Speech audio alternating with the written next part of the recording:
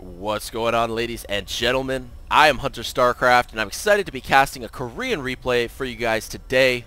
We have spawning at the 2 o'clock position of Scrap Station, a player by the name of Luna, a member of the team LunaRAZER, the Blue Protoss player here. I haven't actually seen any of Luna's games. He's not necessarily as well known as a lot of the other Korean pro gamers, but, you know, he's going up against a really strong Terran player, so I'm certainly expecting both of these guys to put on a good show for us. A member of the team we have a Terran player at the 12 o'clock position. He goes by the name Yoda. A member of the Incredible Miracles clan. I'm expecting this Terran player to be really good. He has some of the best Terrans in the world on his team. I guess the main player I'm thinking about is MVP. MVP, of course, GSL 4 champion, and just really has proven himself. So it's cool that Yoda has a teammate, a clanmate to learn from. I'm expecting big things from Yoda, and I'm looking forward to sort of seeing his debut on my channel, if you will. So right out of the gate here, we actually have both players not trying anything too unusual just yet. We're only about 2 minutes into the game, but we have Chrono Boost going down on the gateway or the Nexus. I don't think you ever see players divert from that. And the gateway opening as well. You know, Luna not going to go for any super fast expansion on Scrap Station. He's not going for anything too fancy, no Forge First or anything like that. Very standard play from both of these players. We'll see when they sort of choose to divert from that. We do have the first refinery that has arrived for Yoda, and as well the first assimilator. Going to switch 3 probes onto that, putting down second pylon just behind his mineral line as well. In the Terran base, we have a probe from Luna. Scouted everything at this point. But as soon as a Marine gets out of the barracks, often that's the time, you know, the probe is forced out, and he does head home. SCV now just scouting a little bit later for Yoda, as Yoda, of course, knows that it takes quite a while longer for Protoss players to get their first ranged unit out. So SCVs, you know, they have a little bit more leniency with their arrival and departure times, because of course Luna needs to get up his cybernetics core and then finally get out the Stalker. This El Naga just being occupied by this probe, just hanging out down there with the automaton, as this first Zealot actually arrives and almost gets a swipe off on Yoda, but no, Yoda's staying on top of his game, on top of his micro. He's going to get out of there before the Stalker manages to be chrono boosted out. Of course, Yoda is well aware of the second assimilator, though, and that would sort of be the first indication for Yoda about what this Protoss player is going to be doing. Of course, you know, what you could maybe draw from that is that Luna wouldn't go for some kind of 2-gate pressure where you're going to be chrono boosting out really fast Stalkers, or going with other tech patterns or units that are very low on gas. Of course, this second gas makes a lot of sense now, as we see we have a Stargate on the way. This Stargate, I'm wondering if he's actually going to go for Phoenix or Void Ray. Either option would be pretty viable in this situation. Meanwhile, we do have a lot of pressure at the front door of the Terran player. He's already lost 2 Marines. A third Marine gets sliced in half before finally that Zealot gets taken down. A number of SCVs off the line. 6 SCVs do force this Stalker out of the Terran base.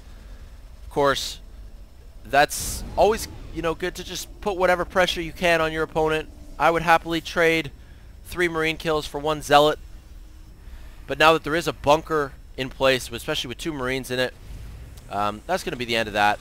And at this point, we do have more tech going on. I'm actually wondering, let's take a look at the vision of LunaRAZER. He is very well aware of the Cloaked Banshees, simply put. And that's why he's, well, let's see. I mean, the robotics now at 46 seconds. He put down the robotics facility right around the same time that he scouted the Cloaked Banshees. Or, sorry, I can't even say Cloaked Banshees. He scouted the starport and the tech lab. And, oh, he actually is getting Cloak as well. Very interesting. First Banshee out, but little does Yoda know there is a Stargate. And there is a Phoenix. Phoenix do 20 damage per hit against Banshees. Takes it down in 7 hits. No problem whatsoever. That Phoenix feeling pretty good about himself. We have, oh, the second Banshee actually got cancelled, and that is a pretty understandable response to seeing Phoenix out. So we're going to have a Raven. Raven's going to be good with her point defense drone in this situation. I hope, at least for Yoda's sake. We'll have to wait and see, though. These two Phoenix just doing some valuable scouting. Of course, scouting the reactor on the barracks as well. We have a Nexus going down. So Luna here, Luna's feeling pretty good right now. I mean, he knows that he just shut down Yoda's attempted Banshee play, and he's feeling comfortable enough to expand behind it. Sniping the Mule. That Mule had full sort of useful life left. Of course, Mule's on a timer. You're going to want to snipe the ones that are fresh. Luna doing just that as he puts down his third warp gate. I'm wondering what else he's actually going to get from this robotics facility. He just has one observer out so far, simply for detection, in case Yoda wanted to continue with the Cloaked Banshees. As we know, he's not going to go that route. And we do have Marines and tanks now going to be busting down the destructible rocks, going to really decrease the rush time, the rush distance between these two bases. Immortal's out. Immortal's great in this situation. And we do have these four Phoenix, very well aware of what's going on. He knows what to expect, and he knows the timer on it. 2,000 hit points on these destructible rocks, so Luna knows what he needs to do. He knows when he has to be ready. He's going to position this observer as well. And continuing, he's actually getting Void Rays out right now. He's got a very diverse unit composition. Zealot, Stalkers, a Sentry, an Immortal, Phoenix, and now Void Ray. And this is going to be a really big engagement here. It's going to be the sort of game breaker moment, if you will. More tanks and Marines rallying in, neither player continuing to produce workers. And if Luna can hold this, he's going to be in a pretty good position just because he has his natural base up already. And of course, Maynard did some probes down here at this stage. It looks like we're going to have a big push, putting down some bunkers, but Luna having none of it, snipes the SCV, no problem. Siege mode, of course, done as well. No upgrades for the Marines. The Raven provides the detection to take out the observer, and it looks like we're going to have a really big engagement momentarily. I want to take this out for you guys. We got a good vision here.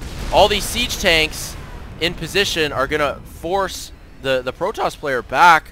Some Vikings in the mix as well. Vikings, of course, with excellent range in this situation, can really kite the air units just a little bit. We'll see how effective they are. Oh, point defense drone, though, in position. The point defense drone is going to prevent the Protoss player from engaging right away, and is going to allow the Terran player Yoda to just reinforce a little bit more. He might get one more tank in before he decides to even push up further. And look at this, leapfrogging the bunkers, a very interesting tactic, using the siege tanks and the bunkers. Just leapfrogging them. He's going to salvage this one. And look at this, continuing to put down more and more bunkers. I love this play from Yoda. And this is partly why I love these Korean matches. They're very creative. And Guardian Shield going down. This could indicate time to engage.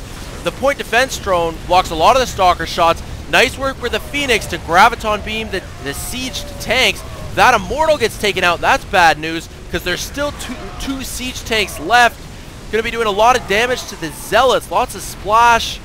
The Marines get sliced pretty badly by the Zealots as soon as the bunker gets taken out there. There's more reinforcements on the way from both players, of course, but it just doesn't look like Yoda is going to have enough. And as his attack gets crushed here, he does call GG. He just doesn't have a chance off of one base. So a pretty interesting push from our Terran player Yoda. Maybe just a tiny bit too late, but really effective defending as well. From Luna, and just a pretty cool game from both players. Hope you guys enjoyed this particular cast. I think I'm going to go back and maybe cast a couple more games from MLG. Let me know what you guys think in the comments below, and I guess until next time. Alright, thanks a lot, guys. Peace out.